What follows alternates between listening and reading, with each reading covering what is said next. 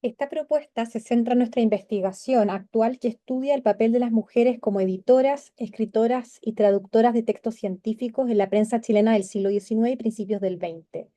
En concreto, expondré sobre los obstáculos que han surgido durante la búsqueda de fuente y las estrategias aplicadas para superarlos. Me referiré especialmente a la falta de archivos especializados en Chile dedicados a mujeres, lo difícil que es contar con corpus de fuentes adecuado y suficiente para proyectar y desarrollar con éxito investigaciones en esta área y nuestra experiencia creando un archivo digital especializado en prensa femenina en Chile y en específico en difusoras del conocimiento científico en el siglo XIX y primera parte del siglo XX.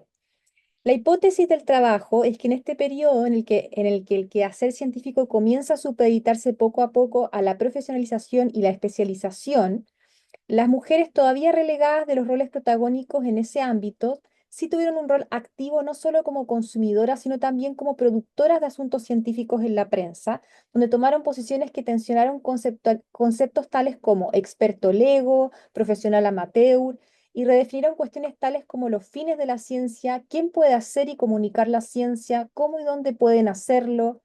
En este proyecto se analiza esa situación en el contexto chileno. Como perspectiva teórica de la investigación, trabajamos desde la historia de las mujeres, desde la historia de la prensa de mujeres, pero sobre todo desde la historia de la ciencia y de la historia de la comunicación de la ciencia, con un enfoque bastante central en el estudio de los públicos de la ciencia.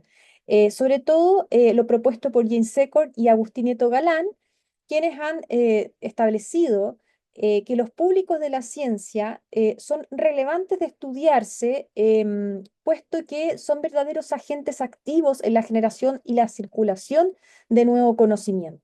Por lo tanto, desde esa perspectiva es desde la cual nosotros también estudiamos a las mujeres como comunicadoras. El propósito de crear un repositorio no estaba dentro del plan inicial de la investigación. Yo no tenía la intención de centrarme en la temática archivística, pero al iniciar el proyecto, la falta de archivos me obligó a partir de cero e incorporar este aspecto como problema central del trabajo y muy pronto me di cuenta, junto con el equipo, de que toda investigación de mujeres implica necesariamente construir un nuevo archivo. Asimismo, nos dimos cuenta también de que no existía mucha reflexión teórica ni aparato epistémico crítico sobre esta temática centrada en la realidad chilena, salvo pocas excepciones y que en ese sentido también había que construir una bibliografía que reflexionara sobre esto. Las primeras preguntas que nos hicimos respecto a la falta de fuentes sobre el rol de las mujeres en la ciencia y como comunicadoras del saber científico en el siglo XIX en Chile fueron si este es un problema solo y particularmente sobre el rol de las mujeres en las ciencias, si esto solo ocurre en Chile o en América Latina, América del Sur, o es un problema transversal a todos los archivos de mujeres. ¿Y qué aspectos particulares se darían en la búsqueda de fuentes del rol de las mujeres en la ciencia y en la comunicación de las ciencias? ¿Y qué aspectos particulares sobre esto se dan en Chile? Nos topamos con pocas ideas de autores previos para el caso chileno, así que indagamos de una manera más amplia, fuera de Chile también, y nos encontramos con el trabajo publicado en el 2016 por Jornet y Tusset de la Universidad de Barcelona, que exploran un panorama general de los archivos, bibliotecas y centros de documentación de España y Europa centrado en las mujeres. Y ellas afirman que las diferentes tareas y prácticas en torno al patrimonio documental no son acciones neutras, y que en términos archivísticos el interés de los archiveros postmodernos es justamente el poder de la memoria sobre quién o qué es recordado y quién o qué será olvidado. Y desde aquí también a quién damos voz y a quién hacemos callar en los archivos. Desde esta perspectiva de reflexión postmoderna, también se encuentra el trabajo de las editoras de Adgender, quienes proponen pensar las bibliotecas y los archivos no solo como almacenes del conocimiento, sino también como objetos de reflexión por sí mismos, es decir, invitan a entender los mecanismos del archivo, como decía Derrida. Todas estas reflexiones mencionadas insisten en la idea de que estas prácticas emanan de una contextualización radical de todos los actores involucrados, cuestión que dialoga perfectamente con lo que sucede con el estudio de la producción y circulación del conocimiento científico, donde también a menudo la historiografía nos ha enterado de una parte del proceso, pero no se ha puesto el foco en todos los actores que estuvieron involucrados en el proceso de construcción del conocimiento. Un ejemplo en el caso de la historia de la ciencia es que se ha solido centrar el examen historiográfico en las publicaciones de los grandes héroes de la ciencia, como los reconocidos naturalistas del siglo XVIII y XIX, pero no se ha seguido el rastro de todos quienes participaron para que, una cadena de datos, de especímenes, de colecciones, etcétera, lograse producir conocimiento. Esta misma lógica a la cual ya nos habíamos enfrentado en proyectos previos a la circulación del conocimiento, que es lo que yo investigo, nos conectó fuertemente con la labor archivística y la necesidad de entender el contexto, los actores y las prácticas que hay detrás de muchos de los documentos conservados, de la relación de los participantes y productores con la escritura, con el mismo concepto de hacer memoria y dejar legado. Como panorama general, podemos decir que a partir de la década de 1980, tanto en Europa como en Norteamérica, se consolidaron los centros que trabajan en documentos y publicaciones de mujeres o sobre mujeres, y se desarrolló una investigación especializada en estudio de las mujeres y se inicia también una reflexión en el área de la documentación y la información desde esa perspectiva. Desde los 90, el fenómeno del World Wide Web y la explosión de la información digital trajo la posibilidad de crear bibliotecas y archivos digitales de la mujer.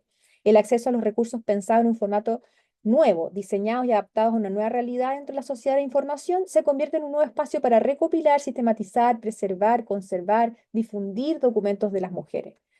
Y uno de los proyectos más importantes en este entorno digital podría ser la base de datos Fragen. El panorama resultante de la primera década del siglo XXI finalmente ofrece un conjunto de centros de documentación, archivos, bibliotecas de mujeres nacidos vinculados a las estructuras académicas y de investigación o bien a las estructuras estatales. En el caso chileno, recién inicia sus pasos el año 2011 con la creación del Archivo Mujeres y Género del Archivo Nacional de Chile. Este, sin embargo, está más centrado en el siglo XX-XXI, no tiene material prácticamente del siglo XIX y prácticamente nada del periodo colonial hacia atrás.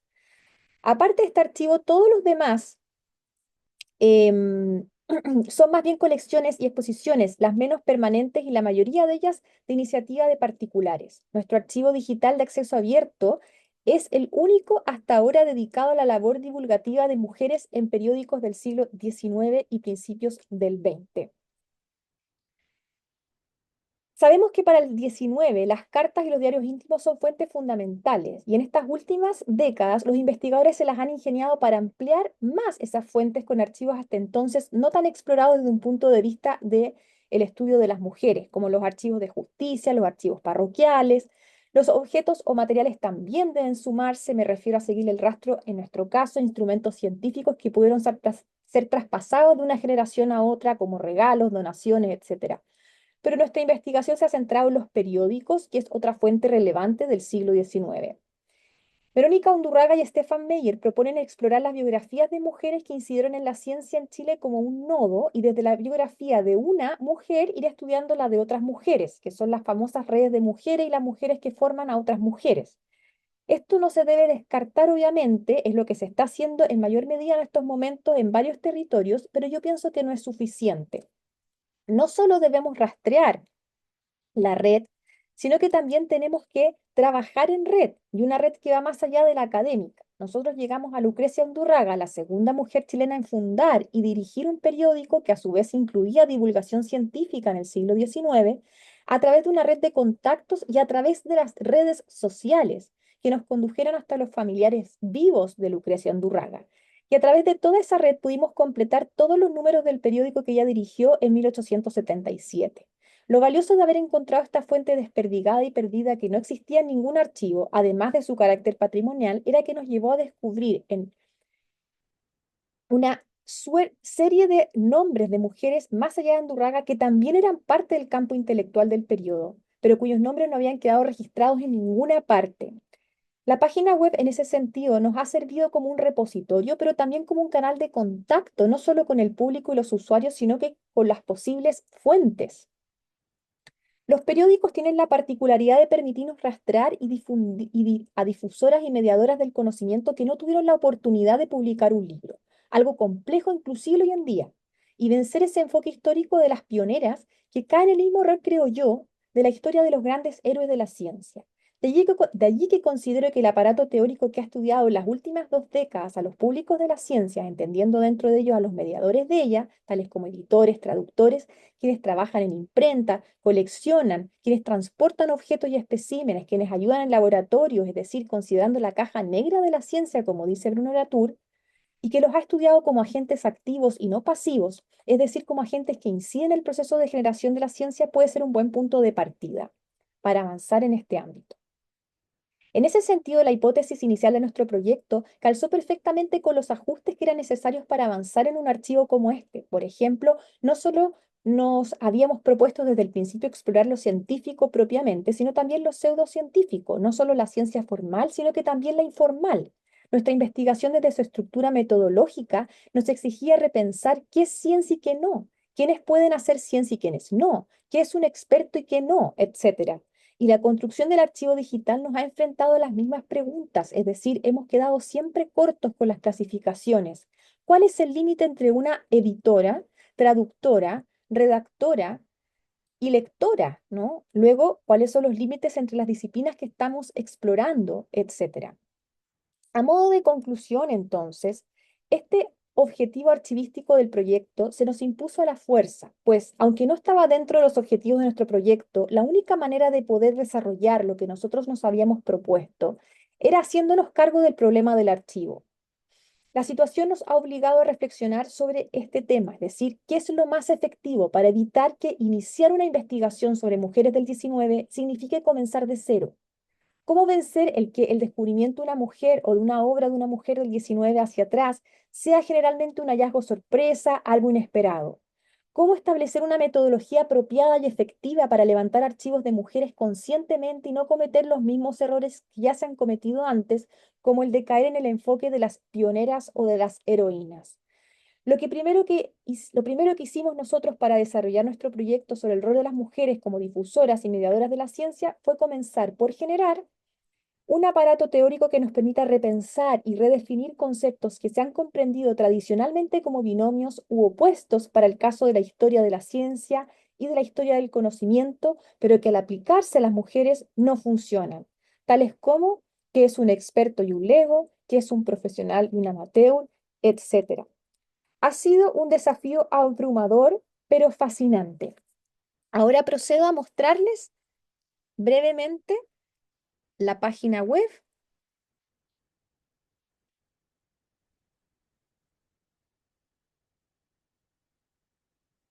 Esta es la página web. Aquí arriba está el menú. Uno puede acceder, por ejemplo, por periódicos.